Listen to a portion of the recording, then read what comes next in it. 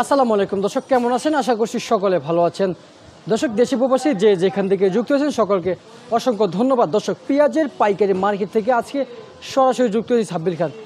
দর্শক, দেশের বাজার হালকা পরিবর্তন হয়েছে, এখানে মার্কেটে বাজার স্বাভাবিক পর্যায়ে রয়েছে। তো আজকের বাজারে রসুন এবং আদার দাম এবং আলুর দাম কত করে যাচ্ছে এবং পাবনা ফরিদপুরের পেঁয়াজের দামটা কেমন যাচ্ছে, দর্শক সবচেয়ে খবর জানছি প্রতিবেদনে। দেশের বাজারে দেখা যাচ্ছে পেঁয়াজ, তবে জানিয়েছেন যে ইন্ডিয়ান এলসি পেঁয়াজের চেয়েও আজকে আমদানি একটু কম হচ্ছে দেশি পেঁয়াজের বাজারে। বাজার স্বাভাবিক। তো আজকের বাজারে সেই দেশি পেঁয়াজের দামটা কেমন আছে জানতে পারবেন। দর্শক, দেখতে পাচ্ছেন এদিকে সব কিছু কিন্তু দেশি পেঁয়াজ, তবে আজকে এদিকে কিন্তু এলসি পেঁয়াজ থাকার কথা ছিল, তবে এলসি পেঁয়াজ আজকের বাজারে নেই।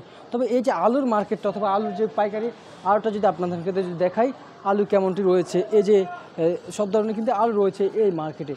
তো আজকের বাজারে সেই আলুর দামটা বর্তমান মার্কেটে কত করে আছে, কত করে চলছে, সেই তথ্যগুলাই কিন্তু আপনাদের সকলের মাঝে জানিয়ে দেওয়ার চেষ্টা করতেছি। দর্শক বন্ধুরা, এই দেখতে পাচ্ছেন যে এই যে ইন্ডিয়ান এলসি আলু বাজারে 42 টাকা করে দর বেঁধে বিক্রি হচ্ছে। দর্শক বন্ধুরা, এদিকে রাজশাহীর আলু কিন্তু সর্বোচ্চ সর্বনিম্ন প্রতি কেজি পাইকারি দামে কিন্তু বেচা বিক্রি হচ্ছে 48 টাকা দর বেঁধে। দর্শক বন্ধুরা, বিক্রমপুরের আলু কিন্তু বিক্রি হচ্ছে 37 থেকে 46 টাকা। দর্শক বন্ধুরা, তো কেমনটি আলুর দামটা ছিল জানিয়ে দিলাম। দর্শক, এদিকে আপনারা দেখতে পাচ্ছেন যে দেশি ফরিদপুরের পেঁয়াজ, এই ফরিদপুরের পেঁয়াজ পাইকারি দামে আজকের বাজারে সর্বোচ্চ প্রতি কেজি বিক্রি হচ্ছে আজকে 95 টাকা দর বেঁধে বিক্রি হচ্ছে। দর্শক বন্ধুরা, আজকের বাজারে কিন্তু পাবনার পেঁয়াজ সর্বোচ্চ 100 টাকা থেকে 101 টাকা দর বেঁধে বিক্রি হয়েছে। দর্শক বন্ধুরা, মানে এই যে বাজার কিন্তু আসলে কোয়ালিটির উপরে কিন্তু ডিপেন্ড করে এমনটা জানিয়েছেন।